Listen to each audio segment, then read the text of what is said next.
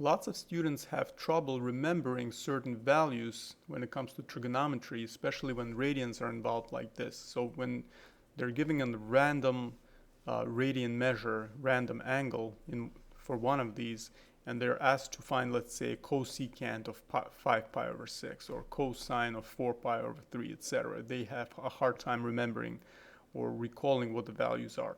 I'm going to show you a quick way to fill out a table that will help you remember what's going on even without the need to really memorize it, right? All you will need to do is just memorize the first basic, the first quadrant, the first two quadrants for the sine, and then that will help you fill out the rest very easily, okay?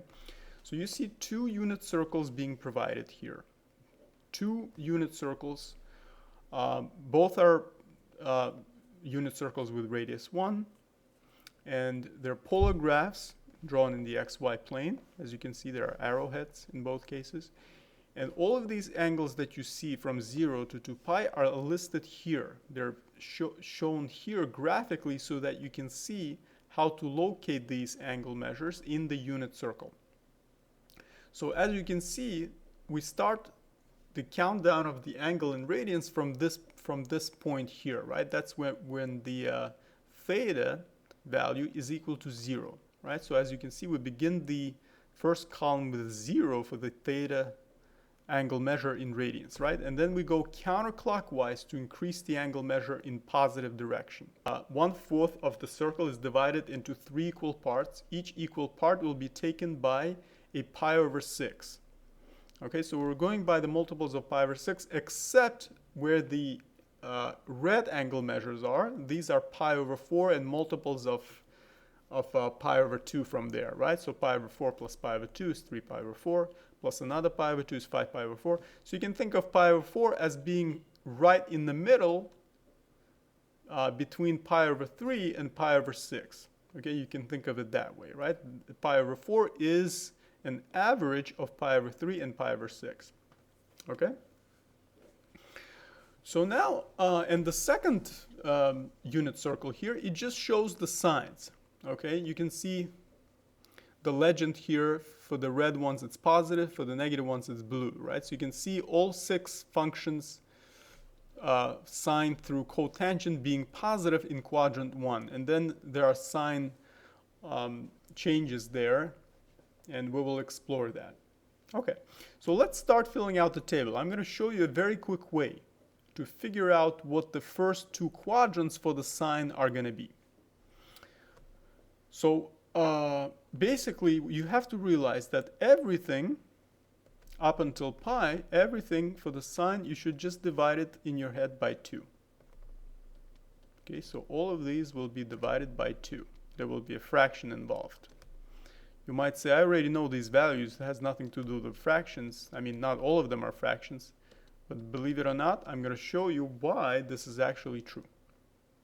And even not until pi, until 2 pi, we're going to think of it as everything being divided by 2. Okay? So that's an easy thing to remember, right? Just for the sine, divide everything by 2. And now guess what? For the zero angle measure in radians, you just start from 0, square root of 0. And I'm going to fill this out with red so you can see what I mean. Square root of 0. And then square root of 1, square root of 2. So inside the square root, you're just going to deal with whole numbers, right? Square root of 3, square root of 4. Okay? And then you stop there because that's the highest that the sine value can have when it comes to the unit circle with radius 1. Okay? You stop there. Now what you do is for the second quadrant, you just start decreasing. You're starting to go back, right? So you reach the maximum square root of 4, then go back. Square root of 3, square root of 2, square root of 1, and square root of 0 again. And I guarantee you that these will give you the right values. Square root of 0 over 2 is 0. So sine of 0 is 0. Sine of pi over 6 is 1 over 2, 1/2, because square root of 1 is 1, right? Sine of pi over 4 is square root of 2 divided by 2. Sine of pi over 3 is square root of 3 divided by 2. Sine of pi over 2 is square root of 4, which you know is 2. So 2 divided by 2 is 1. Right? So sine of pi over 2 is 1. And this will make sense. Now, why is this positive? Notice that when it comes to the second quadrant using this unit circle, you see that the sign is still positive. It's measured positively in red here. Why is it positive? Let's use this circle and understand the sign changes here. Recall that any point you choose, let's say we chose this point, to find the coordinates of this point from the origin here, you know that you have to go right and you have to go up, right? When it comes going up, the y-coordinate of the point is the coordinate that the sign is responsible for, right? So the sign is responsible for the y-coordinate. Now notice that when you go up, you're going positively, right? And the same thing in this point, in the second quadrant. The sign will be responsible for the coordinate that goes up, right? When you start going left from the origin. So you go left and then you go up to get to that point on the circle. Right, so it means that in quadrants 1 and 2, whatever you do, the sign will be positive except at 0 because there's no y-coordinate, right? You just go from the origin all the way to the right, you stop. You don't go up or down. That's why sine of 0 is 0. And the same thing for pi.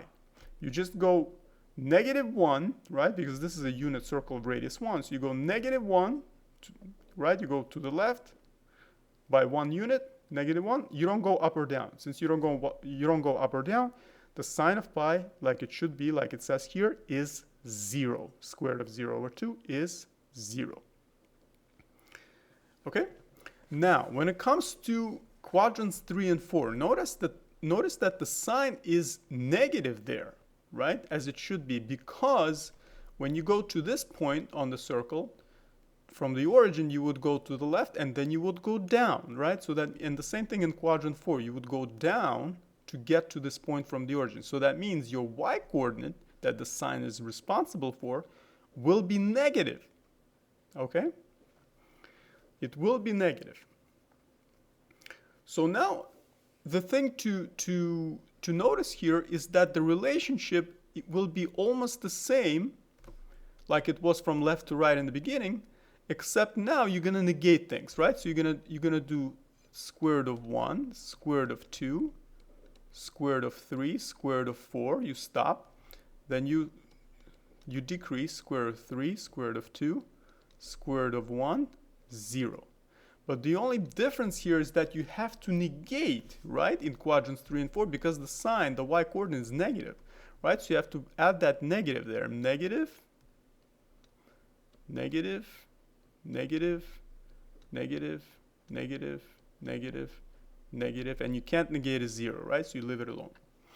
Okay. Right, so this is the proper way to fill this out. Now, it's most of the time, sometimes you don't even need quadrants 3 and 4. They don't ask you questions depending on which class you are. If you're in an advanced math class, then you would probably need quadrants 3 and 4, you know, for sign values there in these quadrants. But most of the time, it's just the first 2 quadrants. But as you can see, this relationship holds very well. If you know how to fill out the sign in the first 2 quadrants, which I just taught you how to do, just play around with the square roots and make sure to just add inside the square root by one whole number each time. 0, 1, 2, 3, 4. You stop there because that's the max for the sign. Then decrease, go back. 3, 2, 1, 0. And then do the same thing you started as in the beginning. 0, 1, 2, 3, 4. Stop, go back. 3, 2, 1, 0. But then just negate because the sign values are negative in quadrants 3 and 4. Now I'm going to teach you how to fill out the cosine. The cosine will be interesting because you will start with this one. You know that the cosine of pi over 2 is 0, right? Because pi over 2 just means you go up by 1, the radius measure, which is 1, but you don't go left or right, right? Because the cosine is the x value of any point on the circle. The x value here, the pi over 2 angle, is 0, right? We don't go left or right. So the cosine of pi over 2 is 0, right? So here's the same thing. You're going to divide it by 2. You're going to divide everything by 2. Okay. Divide everything by 2, by 2, by 2, by 2, by 2, by 2. Okay. You can divide everything by 2 and also the last thing by 2. So now what is the relationship here? As you can see, the cosine is still positive in quadrant 1, as it should make sense, right? Because when you just go to the right to find any point on the circle in this quadrant, you're essentially making the x coordinate positive of that point, right? So the cosine should be positive. So now what happens is, we know the cosine of 0 is 1, right? Because it's just the movement to the right with a full radius distance 1 from the origin to that point here for the 0 radian measure. So there's no y coordinate, it's just the x coordinate, right? So it's just the cosine that's being positive, right? So it's 1. So you know you have to start from radical 4 over 2, okay? So radical 4 over 2 will give you 1, because radical 4 is 2. 2 divided by 2 is 1. Then simply, instead of adding, you go the other way around, right? So you start from the furthest one and go back. Radical 3, radical 2, radical 1, radical 0. Right? And then the next thing is you start increasing radical 1, radical 2, radical 3, radical 4. But keep in mind that the cosine in quadrant 2, though, it will be negative, right? Because we have to go left from the origin point to get to any point on the circle. And every x value there will be negative, right? So that means we have to start negating here. Negative, negative, negative, negative, okay? So you don't have to divide all of these by 2, but I just showed you why it's so easy to remember that if you divide things by 2 and just go by the integers inside, the whole numbers inside the square roots, you will easily find every other function value. Okay, but let's just for fun complete this table. I will show you a quick way to complete it after this. So we know in quadrants 3 and 4, it's also going to be, it's also in quadrant 3, it also is negative for cosine, right? Because cosine in these two quadrants means that we have a negative x value for any point in these two quadrants on the circle. So that means you can, what will happen is that the cosine reaches its most negative point, which is -1, and then starts to increase, right? It gets less and less negative as you approach to 3 pi over 2 point, right? It gets less and less negative, the x value, right? So it comes really close to the, it comes closer and closer to 0 until it reaches 0 at some point, right? And that point will be 3 pi over 2, right? So we can put a 0 there.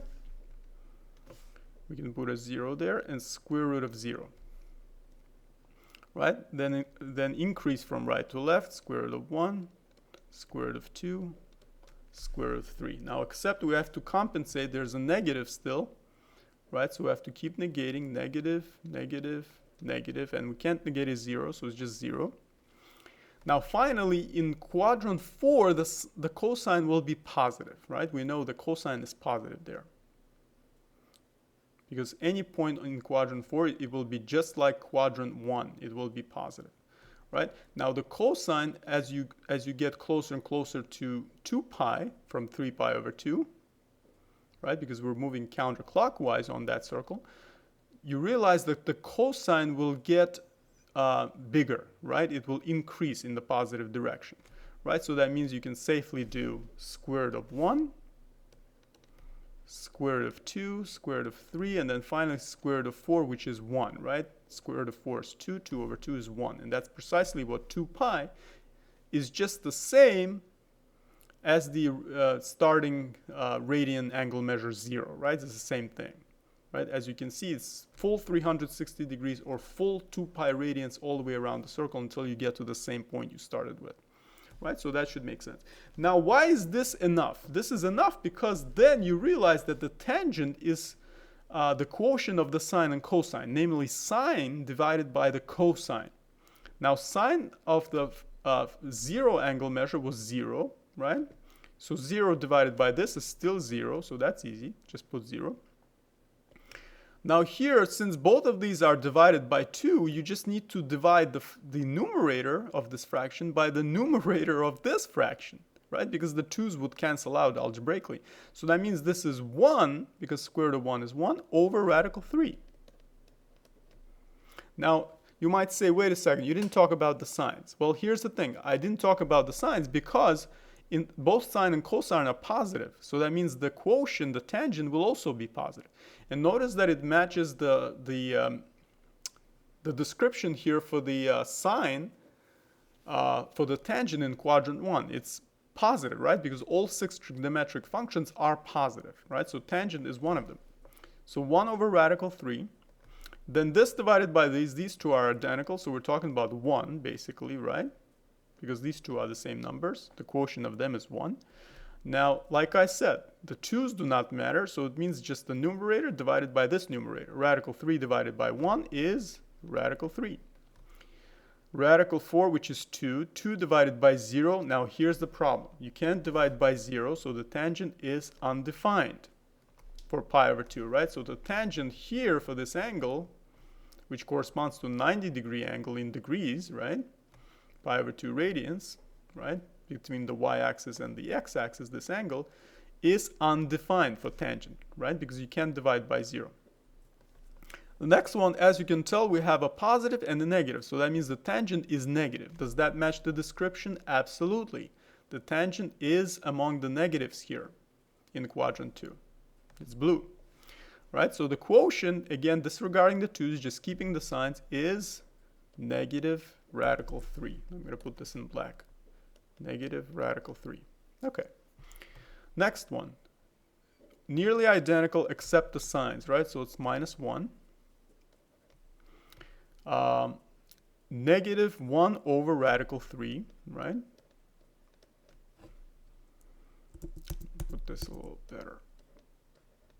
Like that. Negative 1 over radical 3. Now this time 0 divided by 9, 0. That's still 0. Right? So tan of pi is 0, right? Because the sine of a cosine, sine is 0, but the cosine is negative 1. 0 divided by negative 1 is 0. That makes sense. The next one, look what's going on. Now the tangent starts to become positive because both the sine and cosine are negative. Does that match what we have here? Absolutely. The tangent is red here. So it is positive in the unit circle polar graph, namely in the third quadrant, tangent is indeed positive. So let's see. The quotient is thus going to be 1 over radical 3. Now you might say, is there a way to copy it really fast? Yes, there is. You don't have to keep dividing. Realize that the tangent will have the same pattern in quadrant 3 like it did in quadrant 1. So what you can do is you can safely copy down these values, right? Like they were in quadrant 1. So 1 radical 3, then the next one is 1, the next one is radical 3. And finally, the last one should be undefined. Right? And as you can see, it makes sense because you can't divide by 0, right? So it's x. And lastly, just like in the in quadrant 2, you can copy the same thing for quadrant 4. And we will confirm that it's true. We're going to compare information. Without even having to do these quotients, you can copy them down. So after the x, you can copy everything until the 0. So negative radical 3, negative 1, negative 1 over radical 3, and then finally 0. All right, let's match that. Let's make sure it's correct. As you can see, negative radical 3 over square root of 1, negative radical 3. Negative radical, nearly identical except the signs. Yep, it's negative 1. Negative 1 over radical 3 is precisely that. And 0 being divided by 2, 0. Bingo. You see, that's a shortcut. Now, the next thing is the cosecant. How's cosecant related to sine? So let's see. So tangent, we said, was sine over cosine. Now the cosecant has a very good relationship with sine. In fact, it's the reciprocal of the sine, right? So that means the cosecant has interesting relationship. Not that it's just the reciprocal, but also the signs are the same, right? So whenever the sine function has a certain sine value, let's say negative or positive, cosecant will depend on that, right? So cosecant will have the same sign, positive or negative, whichever. And as you can see, whenever sine is positive, the cosecant is also red. Whenever sine is negative, blue, the cosecant is right next to it, also blue, right? So it makes sense. Whenever there's a reciprocal, it's the same sign. So all you do here, now realize we have a problem for the zero angle for the cosecant because the sine is 0 and 1 over 0, the reciprocal is undefined. So we mark that with an X. So cosecant is undefined at the angle measure of 0. Now the next one is, let's see, how do we flip this? 1/2, right? Flipping it means that it's going to be 2 over 1, right? Flip fraction, so that means it's 2. And notice that this is consistent with the cosecant being positive, like all 6 should be in quadrant 1. Now flipping this is going to be 2 over radical 2. Okay, 2 over radical 2. And let's see, can we express that? 2 over radical 2 is, if we rationalize the numerator, it's going to be just, let's see, 1 over radical, let me see, 2 radical 2 divided by 2, so it's just radical 2. Okay, that should be, yeah, so this is just radical 2, right? I'm just giving another way of writing this. So 2 over radical 2 is radical 2. So we can just write radical 2. 2 divided by radical 2 is essentially just radical 2, right? So we can just write radical 2. And then flipping this is going to be 2 over radical 3. So I'm just going to write 2 over radical 3 unless you want me to rationalize the denominator. I can do that for you. So that's going to be 2 radical 3 over 3, right? So we can write that 2 radical 3 over 3. Flipping this is going to be, now sine of pi over 2 is 1. Flipping 1 is just 1, right? 1 over 1 is still 1. Now here's the thing, again, it's still going to be positive in quadrant 2 for the cosecant, right? It's reciprocal of the sine. So we can safely just continue using the same sign and just flipping it. 2 over radical 3 is going to be 2 radical 3 over 3. Now here where you can use the same technique as with the sine. Notice that since the cosecant depends on the sine and has an interesting relationship with it, it has the same pattern. So you can go backwards and copy down all these guys without having to waste time on flipping stuff, right? So 1, 2 radical 3 over 3, then radical 2, then 2, then here's the thing, and again x, right? This is x undefined because you can't divide by 0. 2 over 0 is undefined if you flip it. Now let's see. If you flip this, it's going to be what? Minus 2, right? Minus 2. Now here's the thing. Let's take care of this. So we're in quadrant 3 now. Okay, we're in quadrant 3. And quadrant 3 is interesting because you can actually copy down this stuff but negate it, right? So what I'm getting at is that this is going to be negative radical 3, right? If we go to the left, and then we go minus 2 radical 3 over 3, right? So you just copy that down. Then you do, let me see. So where were we? We were here, right? So negative 1, right? And notice that it makes sense with flipping these, right? That makes sense. What I got using this pattern here matches with the flip, the first way that we've used to find the cosecant, right? Because flipping this will give us exactly negative 1. Okay, and then let me see where we were. We were here, and let's see, if we flip this, it's going to be minus 2 over radical 3, right? So we can still copy that down, right? We can still copy that down, and we will still have negatives, right? So we can keep going. So actually, we're just going all the way to the right by going to the left here and just copying this down, right? So it's minus 1, then negating this, minus 2 radical 3 over 3. You see the pattern? And then negating this, minus radical 2. And then negating this, minus 2. And finally, can't divide by 0. Should you just copy down that x? There we go, x. Okay. So as you can see, there are some patterns that you can be aware of. Of course, you're not going to have time on the test to fill this out, but you really know how to identify patterns and how to understand what the sine values or the cosine values are. If you know how to fill out the first, let's say, the first 2 quadrants for the sine, usually it's just enough to do that. But just for fun, I'm just filling this out for you. Now, the secant has a good relationship with cosine. In fact, it's the reciprocal of the cosine. So that means it will also depend on whether the cosine is positive or negative in each respective quadrant. So the same relation means you're going to flip this guy, right? So flipping this guy gives us 2 over 2. Right? 2 over 2 is 1. Right? So that's okay. Flipping this guy is 2 radical 3 over 3. And I already used what we've done here when we rationalized the denominator.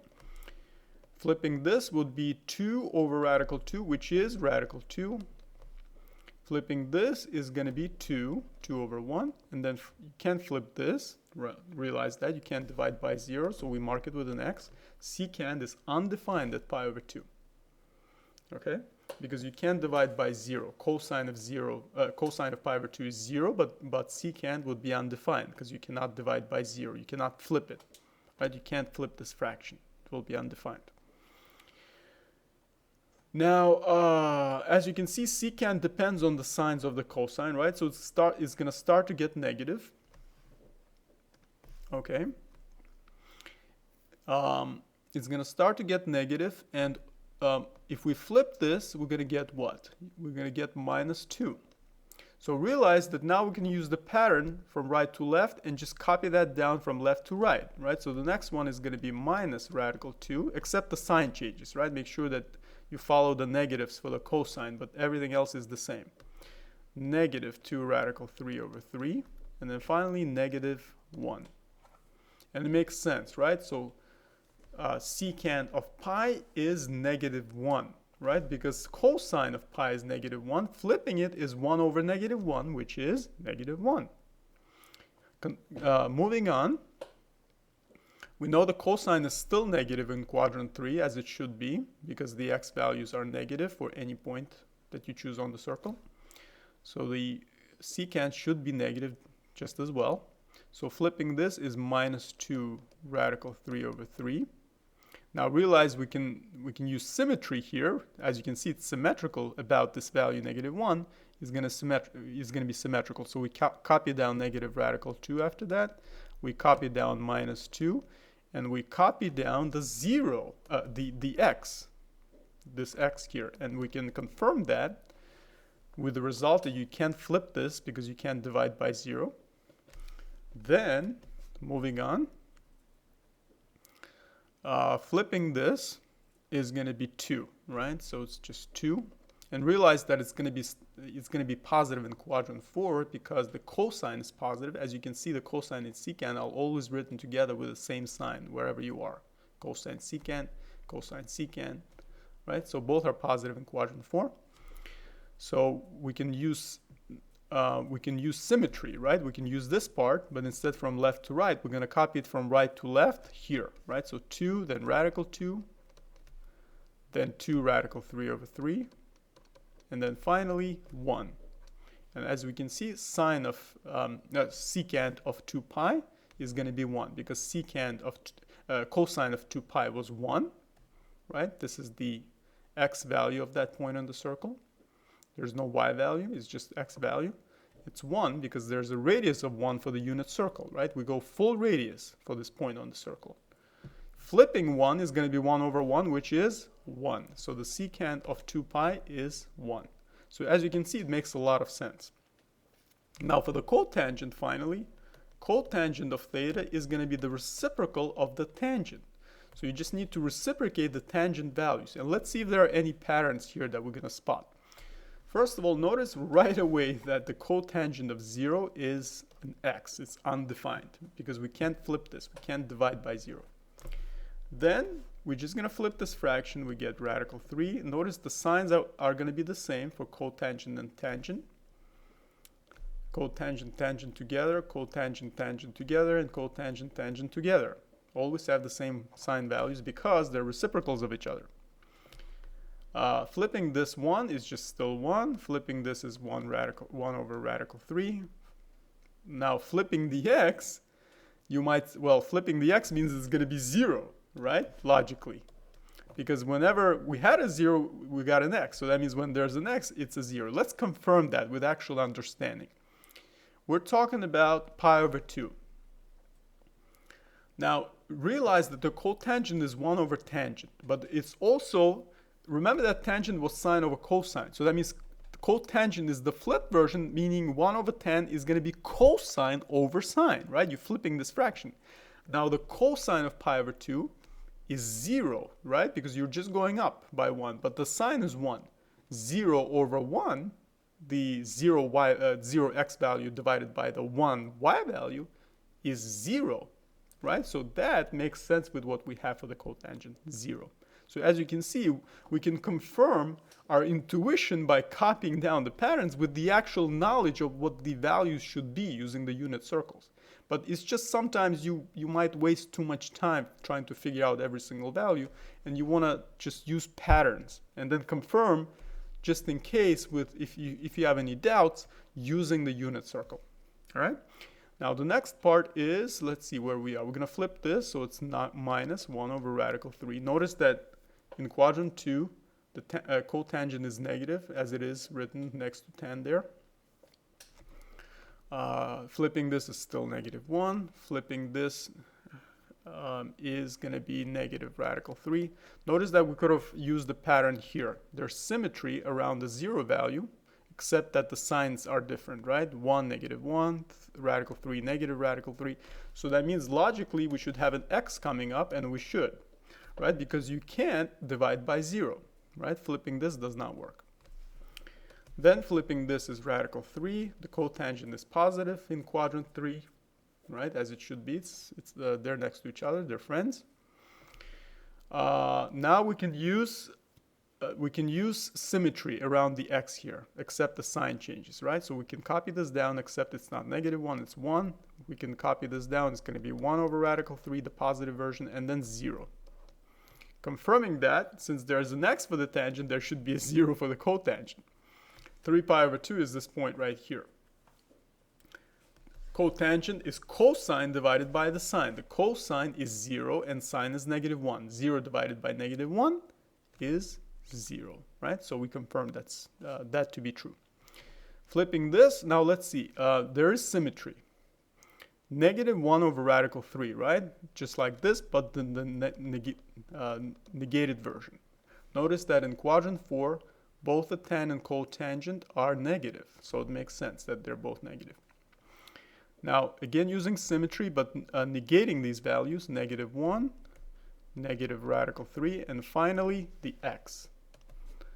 Does it make sense? Yep, because the tangent was 0. Flipping this means you divide by 0, which you cannot. You get an undefined result. So as you can see, this is really fun. If you really understand how to use unit circle and how to basically fill out the first 2 quadrants for the sign, you know that the sign will be positive in quadrant 2, so you can copy down pretty much everything except that you reach a maximum value there, radical 4, then start to go back one by one inside the square root. And then everything else will be so easy. Because once you understand the sign changes for all 4 quadrants, for the sine and cosine, everything will be easy. Because you know the tangent is the sine divided by the cosine, right? That's easy to fill out. You know the cosecant is the reciprocal of the sine. You know the secant is the reciprocal of the cosine. And finally, the cotangent is the reciprocal of the tangent. So everything really pretty much depends on the cosine and the sine. You need to memorize the first two quadrants of cosine and sine. And as you can see, the first two quadrants really, how many columns are we talking about? 1, 2, 3, 4, 5, 6, 7, 8. And is it really memorizing? For the sine, it's really easy, right? Just think of the square roots. That's so easy. Everything divided by 2, the top is only going to be adding one integer above the other in every single square root until you get to the highest point, and then go back until you get to 0 again. And for the cosine, you start with the highest value for the numerator, then slowly decrease, and then simply increase, but then negate, because you know in quadrant 2 the cosine is negative. That's it. That's it. And then you can just use symmetry for cosine in when it comes to quadrants 2 and 3, because cosine will have the same value. For example, these 2 points, cosine will have the same value. You see they're vertically aligned. You can make a vertical line connecting them. The cosine will be the same. And the sine will be the same for these 2 points because they're horizontally aligned together. You see, trigonometry is so beautiful. You can really use symmetry sometimes, which is what we did in the table.